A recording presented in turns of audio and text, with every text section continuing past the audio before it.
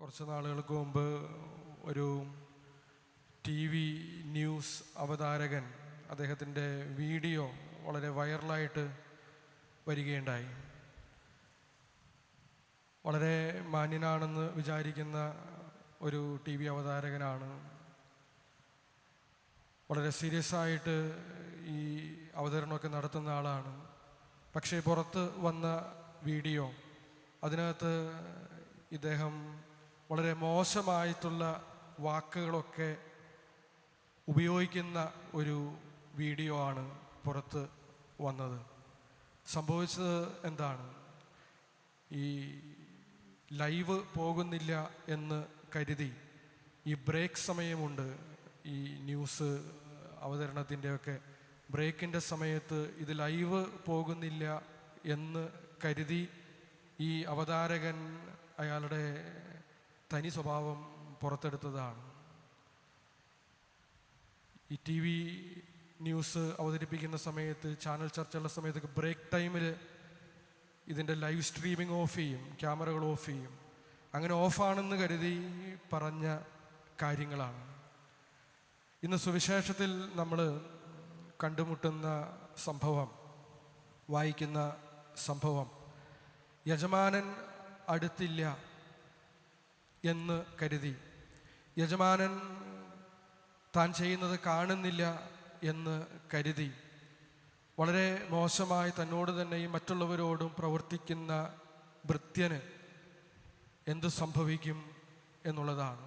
അതുപോലെ തന്നെ യജമാനൻ അടുത്തുണ്ടായാലും കണ്ടാലും കണ്ടില്ലെങ്കിലും വിശ്വസ്തയോടെ നന്മ ചെയ്ത് ജീവിക്കുന്ന ഭൃത്യന് സംഭവിക്കുന്ന നല്ല കാര്യങ്ങളെ പറ്റിയാണ്. നമ്മുടെയൊക്കെ ജീവിതത്തിലും ഇത്തരം സാഹചര്യങ്ങൾ ഉണ്ടാകാറുണ്ട്. ചിലപ്പോൾ നമ്മുടെ വീട്ടിൽ വിരുന്നുകാർ വരുന്ന സമയത്ത് ഭാര്യ വിരുന്നുകാർക്കും ഭർത്താവിനുമൊക്കെ ചായ കൊണ്ടു കൊടുക്കുമ്പോൾ ഭർത്താവിനോട് വളരെ വിനയത്തോടെയും സ്നേഹത്തോടെയും പറയും, ഇന്ന് ചായക്ക് പഞ്ചസാര ലേശം കുറവാണ്ടോ ഏട്ടാ എന്ന് പറഞ്ഞുകൊണ്ട് വളരെ വിനയത്തോടു കൂടി സ്നേഹത്തോടു കൂടി ചിലപ്പോൾ ചായ കൊണ്ടു കൊടുക്കും. വിരുന്നുകാർ പോയി കഴിഞ്ഞാൽ ചിലപ്പോൾ എങ്ങനെയായിരിക്കും പറയുന്നത്, നിങ്ങൾക്ക് സ്വന്തമായിട്ട് ഈ ചായ എടുത്ത് കുടിച്ചുകൂടെ, എപ്പോഴും ഞാനിത് എടുത്തുകൊണ്ട് വരണോ മനുഷ്യ എന്നൊക്കെ പറയുന്ന സംഭാഷണങ്ങൾ നമ്മൾ കേൾക്കുന്നതാണ്. അതുമല്ലെങ്കിൽ മൊബൈൽ ഫോണിൻ്റെ ഉപയോഗം. ഇന്ന് നമുക്കറിയാം, നമ്മുടെ മാതാപിതാക്കൾ വീട്ടിലുണ്ടെങ്കിൽ നമ്മുടെ മുറിയിലേക്ക് പോയിട്ട് നമ്മുടെ വീടിൻ്റെ പടിക്കകത്തേക്ക് പോലും കയറ്റാത്ത ആളുകൾ പോലും ഇന്ന് നമ്മുടെ മക്കളുടെ കിടപ്പ് മുറികളിലേക്ക് മൊബൈൽ ഫോണിലൂടെ കടന്നു വരുന്നുണ്ട് എന്നുള്ള കാര്യം. ആരും കാണുന്നില്ലെന്ന് കരുതി മൊബൈൽ ഫോണിലൂടെ നമ്മൾ കാണുന്നതും നമ്മൾ അയക്കുന്ന മെസ്സേജുകളും ഒക്കെ എങ്ങനെയുള്ളതാണ് എന്ന് ചിന്തിക്കുന്നത് നല്ലതാണ്. സുവിശേഷം ഇന്ന് നമ്മളെ ഓർമ്മിപ്പിക്കുന്നത്, എല്ലാം കാണുന്നവനാണ് ദൈവം. നമ്മുടെ തൊട്ടടുത്ത് ആരുണ്ടായാലും ഇല്ലെങ്കിലും, നമ്മൾ ഒറ്റയ്ക്കായിരിക്കുമ്പോഴും ഒക്കെ നമ്മുടെ ചെയ്തികളും നമ്മുടെ വാക്കുകളും നമ്മൾ പെരുമാറുന്നതുമൊക്കെ എന്തിന് നമ്മൾ നമ്മുടെ മനസ്സിൽ ചിന്തിക്കുന്നത് പോലും എന്താണെന്ന് അറിയുന്നവനാണ് നമ്മുടെ ദൈവം എന്നുള്ള ബോധ്യത്തോടു കൂടി വിശ്വസ്തയോടെ ജീവിക്കാനായിട്ട് ശ്രമിക്കണം എന്നുള്ളതാണ് സുവിശേഷം നമ്മളെ ഓർമ്മിപ്പിക്കുന്ന കാര്യം. അതിന് നമുക്ക് വേണ്ടുന്ന ഒരു സാഹചര്യം എന്ന് പറയുന്നത് ഏത് സമയവും ദൈവബോധത്തിൽ ജീവിക്കുക എന്നുള്ളതാണ്. ദൈവം എപ്പോഴും എന്നോടൊപ്പമുണ്ട്, ദൈവം എല്ലാം കാണുന്നുണ്ട്, അറിയുന്നുണ്ട്, എൻ്റെ ജീവിതത്തിൻ്റെ അകവും പുറവും എന്നുള്ള ബോധ്യത്തോടെ, ആ ചിന്തയോടെ നമുക്ക് ജീവിക്കാനായിട്ട് സാധിച്ചാൽ കുറെ കൂടെ വിശ്വസ്തയോടെ, വിശുദ്ധിയോടെ, നന്മയോടെ, സ്നേഹത്തോടെ ജീവിക്കാനായിട്ട് നമുക്ക് സാധിക്കും. പക്ഷേ അത് ബുദ്ധിമുട്ടാണ്. കാരണം നമ്മുടെ ചിന്തകളെ എപ്പോഴും നയിക്കുന്നത് ഇന്ദ്രിയങ്ങൾ വഴിയായിട്ട് നമ്മൾ അനുഭവിക്കുന്ന കാര്യങ്ങളാണ്. നമ്മൾ കണ്ടും തൊട്ടും രുചിച്ചുമൊക്കെ അറിയുന്ന കാര്യങ്ങളാണ് നമ്മളെ കൂടുതൽ സ്വാധീനിക്കുന്നത്.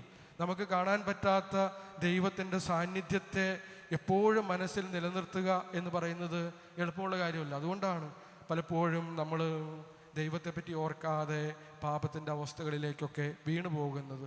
എപ്പോഴും ദൈവത്തെ ഓർക്കാൻ നമുക്ക് ചെയ്യാവുന്ന കുറച്ച് കാര്യങ്ങൾ എന്നുള്ളത്, ഒന്നാമത്തേത്, എല്ലാ ദിവസവും എഴുന്നേറ്റ് ആദ്യം ചെയ്യേണ്ടുന്നത് പ്രാർത്ഥനയാണ്. അത് ഈ ദൈവബോധം, ദൈവം എന്നോടൊപ്പം ഉണ്ട് എന്നുള്ള ഒരു ഓർമ്മപ്പെടുത്തൽ നമുക്ക് നൽകും. നമ്മൾ എന്ത് ചെയ്യുന്നതിന് മുമ്പ്, ഒരു ദിവസം നമ്മൾ എന്ത് ചെയ്യുന്നതിന് മുമ്പും പ്രാർത്ഥിച്ചുകൊണ്ട് തുടങ്ങാനായിട്ട് ശ്രമിക്കുക എന്നുള്ളതാണ് രണ്ടാമത്തെ കാര്യം. ഭക്ഷണം കഴിക്കുന്നതിന് മുമ്പും, യാത്ര ചെയ്യുന്നതിന് മുമ്പ്, പഠിക്കാനിരിക്കുന്നതിന് മുമ്പും ഒക്കെ, കളിക്കാൻ പോകുന്നതിനുമൊക്കെ മുമ്പ് പ്രാർത്ഥനയോടെ തുടങ്ങുക.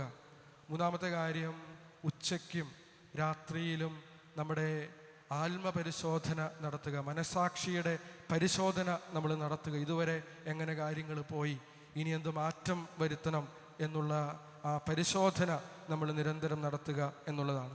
നാലാമത്തെ കാര്യം, നമ്മൾ കയ്യിലോ നമ്മുടെ പോക്കറ്റിലോ ദൈവത്തെ ഓർമ്മിപ്പിക്കുന്ന എന്തെങ്കിലുമൊക്കെ കരുതുക എന്നുള്ളതാണ്. കൊന്ത നമ്മുടെ കയ്യിലോ നമ്മുടെ പോക്കറ്റിലോ ഉണ്ടാകുന്നത് എപ്പോഴും നമുക്ക് ദൈവത്തെപ്പറ്റി ചിന്തിക്കാൻ, ദൈവത്തിൻ്റെ സാന്നിധ്യം ഓർക്കാൻ സഹായിക്കുന്ന കാര്യങ്ങളാണ്. നമ്മുടെ ജീവിതത്തിൽ അഞ്ചാമത്തേതായിട്ട്, എന്ത് കൊച്ചു കാര്യം സംഭവിച്ചാലും, നല്ലത് സംഭവിച്ചാലും ദൈവത്തിന് നന്ദി പറയുക എന്നുള്ളതാണ്. അത് നിരന്തരം ദൈവവുമായിട്ടുള്ള ഒരു സംഭാഷണത്തിൽ ഏർപ്പെടാൻ നമ്മളെ സഹായിക്കുന്ന കാര്യമാണ്. ആറാമത്തെ കാര്യം, ഇന്നത്തെ ഒരു കാലഘട്ടത്തിൽ മൊബൈൽ ഫോൺ പലപ്പോഴും നമ്മളെ തെറ്റിലേക്ക് നയിക്കുന്ന ഒരു സാഹചര്യമുണ്ട്. മൊബൈൽ ഫോൺ കയ്യിലെടുക്കുന്നതിന് മുമ്പ് ഒരു നിമിഷം ഒന്ന് പ്രാർത്ഥിക്കുക, ഒരു നന്മ നിറഞ്ഞുറയെങ്കിലും ചൊല്ലാം. അപ്പോൾ ചിലർ ചിന്തിക്കും, അങ്ങനെയാണെന്നുണ്ടെങ്കിൽ ദിവസം മുഴുവൻ നന്മ നിറഞ്ഞ മറിയമേ എന്ന് ചൊല്ലാനേ നമുക്ക് സമയം കാണും. അത്രമേൽ പ്രാവശ്യം മൊബൈൽ ഫോണുകൾ നമ്മൾ കയ്യിലേക്ക് എടുക്കുന്നുണ്ട്. പ്രാർത്ഥിച്ചുകൊണ്ട് മൊബൈൽ ഫോണും ഉപയോഗിക്കാനായിട്ട് നമുക്ക് ശ്രമിക്കാം. അങ്ങനെ വരുമ്പോൾ ദൈവത്തെ ഓർത്തുകൊണ്ട്, ദൈവത്തിൻ്റെ സാന്നിധ്യം നിരന്തരം നമ്മുടെ ഓർമ്മയിൽ വെച്ചുകൊണ്ട് ജീവിക്കാൻ നമുക്ക് സാധിക്കും. ദൈവം എന്നോടൊപ്പമുണ്ട്, എപ്പോഴും എൻ്റെ ചെയ്തികളും എൻ്റെ പ്രവൃത്തികളും എൻ്റെ സംസാരങ്ങളും എൻ്റെ ചിന്തകളും അറിയുന്നവനാണ് ദൈവം എന്നുള്ള ബോധ്യം കൂടുതൽ വിശ്വസ്തയോടെ ജീവിക്കാൻ നമ്മളെ ഒരുക്കും.